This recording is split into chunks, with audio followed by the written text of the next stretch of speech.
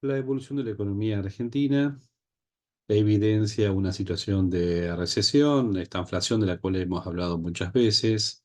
Bueno, ¿qué es lo que planteamos que debe realizarse?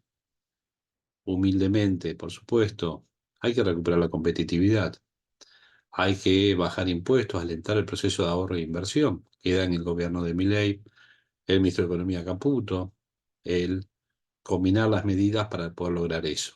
JP Morgan publica un informe recientemente con proyecciones de una caída del 3% del PBI para el año 2024, una recuperación del 5% para el año 2025, inflación del 200% para este año, donde parte ya de los primeros meses han generado quizás la parte más importante de inflación del año.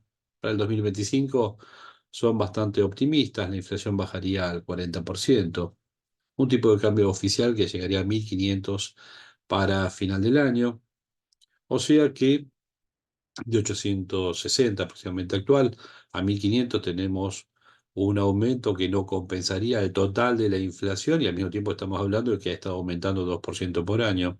Casi podríamos redondear que la inflación del año del 200% tiene por otro lado un aumento del tipo de cambio oficial de un 100% anual. Estoy redondeando.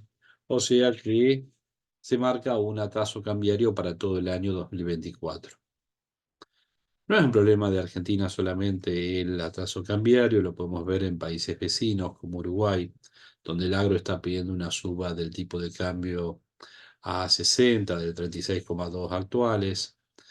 El tema es la infraestructura, las instituciones, la inversión que se recibe en una economía u otra. En todo caso, será un incremento de productividad lo que permitirá en otras economías compensar un tipo de cambio que se atrasa, que ha bajado incluso el tipo de cambio nominal. Bueno, en Argentina, si tomamos los dólares financieros, ha habido una baja de más del 20% en el tipo de cambio nominal, pero combinado con una inflación donde algún mes ha sido del 25% y después ha ido disminuyendo.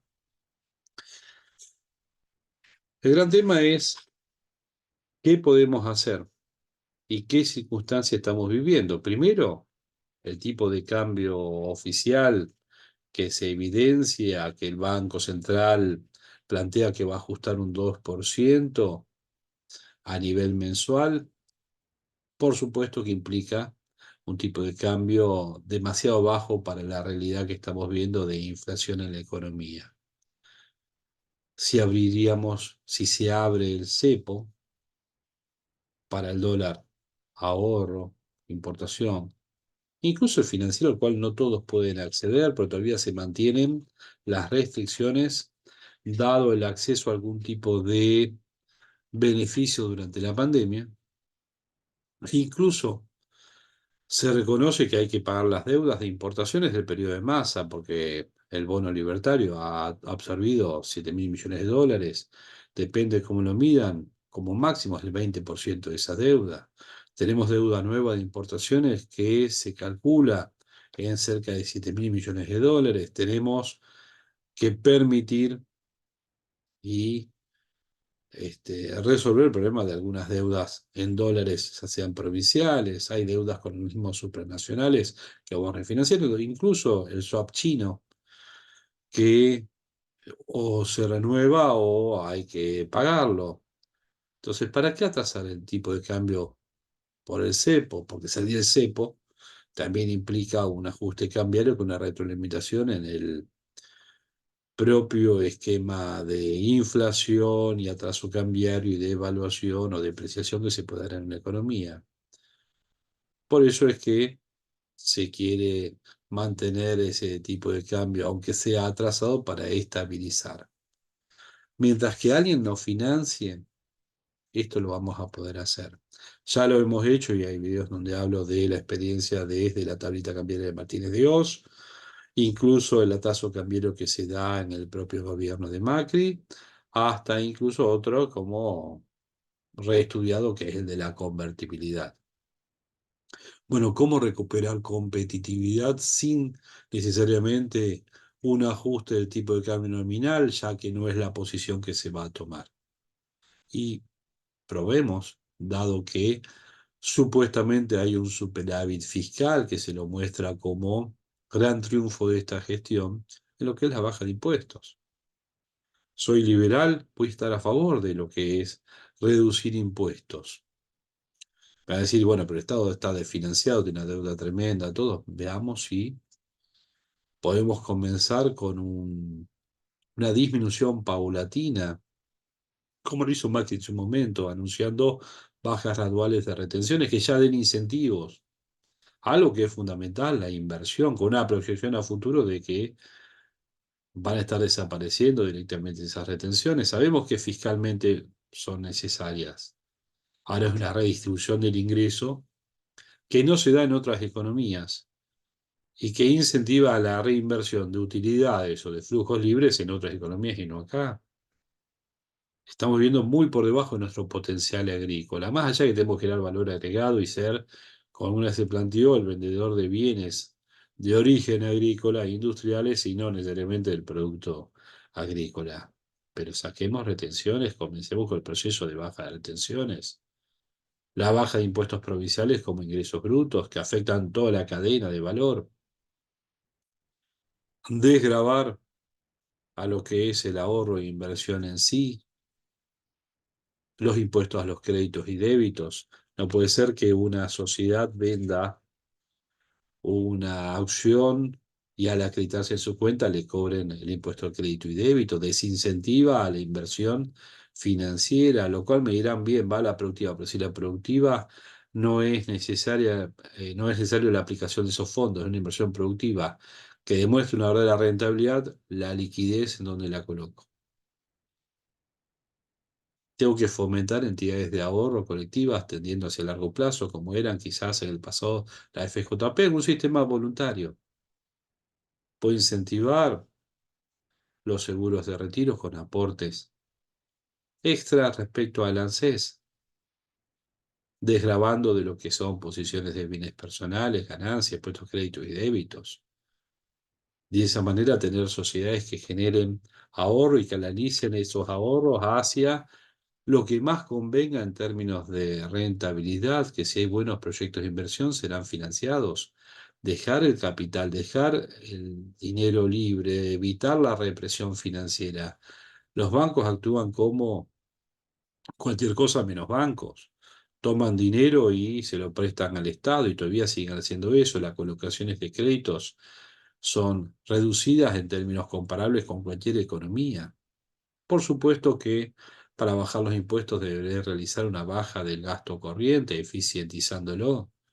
Bajaré el gasto financiero a partir de un canje de deuda o nuevas colocaciones de deuda a tasas decrecientes. Creo que en ese sentido lo están trabajando. Vender los activos ociosos del Estado. Privatizar, por supuesto que sí. Preparar las empresas para ser privatizadas. Generar sociedades mixtas. Tengo la posibilidad de concesionar y cobrar lo que corresponde como una concesión y no regalar concesiones a precios insignificantes, como sucede, ojo, a nivel de municipios y también a nivel de provincias. Entonces, puedo estar generando ingresos genuinos a nivel estatal que puedan compensar la baja de impuestos. Por supuesto que todo eso a nivel estatal, y nadie dice que desaparezca el estado de la economía. Reconocemos los bienes y servicios públicos, los meritorios, hasta su lucha contra los bienes indeseables o servicios indeseables, como lo que es la droga. Pero para hacer todo eso desde el Estado requiero también una profesionalización de los recursos humanos del Estado. Gente que no pase por el Estado para enriquecerse, con un total desconocimiento del área en la cual están inmersos o deben trabajar. Tengo que variar los incentivos para que en el Estado estén quienes realmente estén dispuestos a resignar quizás lo que pueda ganar el sector privado por estar en el Estado y los funcionarios del Estado de carrera que ganen lo que corresponde competitivamente respecto al privado, siendo en menor cantidad y mucho más productivos. Y que el sector privado se pueda desarrollar, que no tenga la pata del Estado, que haya que mantener más del 40% de peso de gasto sobre el PBI a partir de impuestos, endeudamientos y, por lo tanto, impuestos futuros. El marco legal tiene que ser modificado tributariamente, en términos tributarios, para que sea simple y estable, incrementando la digitalización en los ámbitos que se puede y bajando la burocracia estatal.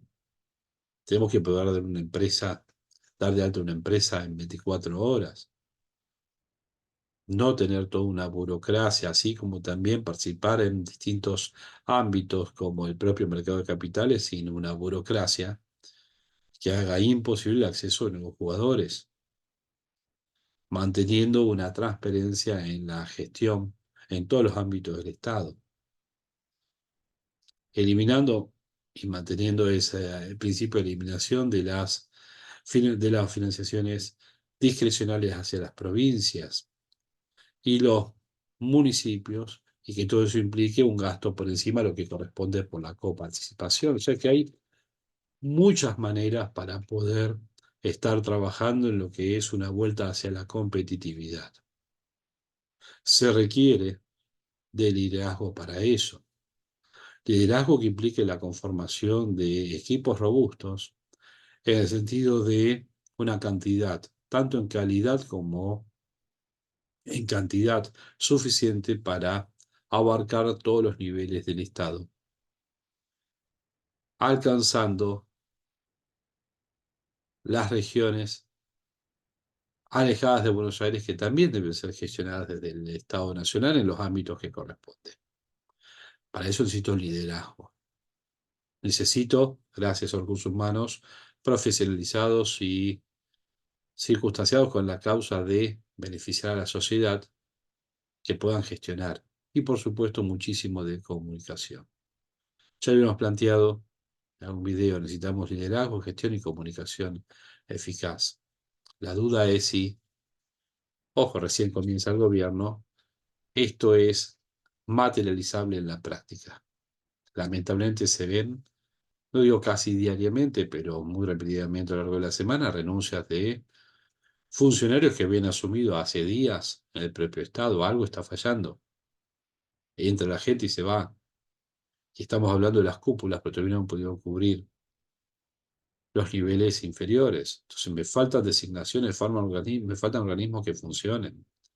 Eso me lleva incluso a que tenga que terminar pagando una jubilación, un aumento de jubilación por falta de gestión en tramos. O sea, termino pagando a los jubilados muy poco dinero y además en dos tramos a lo largo del mes. ¿Y quién tiene que pagar una deuda, un alquiler, una pensión, lo que corresponde? ¿Qué hace? Dice, espérenme que pago después, si era necesario ese dinero para ese pago. Y así en todas las obligaciones financieras que pueden tener o lo que corresponden. Esa deshumanización, esa falta de entendimiento del funcionamiento de la economía real del día a día de la gente, es lo que aleja al gobierno de la población. Por supuesto que uno tiene esperanzas, son solamente un poco más de 100 días los que se dan de este gobierno. Vamos ya para completar otro mes, por supuesto, pero es evidente que falta gestión, que uno puede plantear y que todos pueden plantear con distintas ópticas todo lo que debería hacerse en el Estado, pero después hay que hacerlo. Reconocemos que el Estado tiene que ser más chico, sí, pero no se soluciona nada más cortando contratos y listo. Falta la eficientización en sí.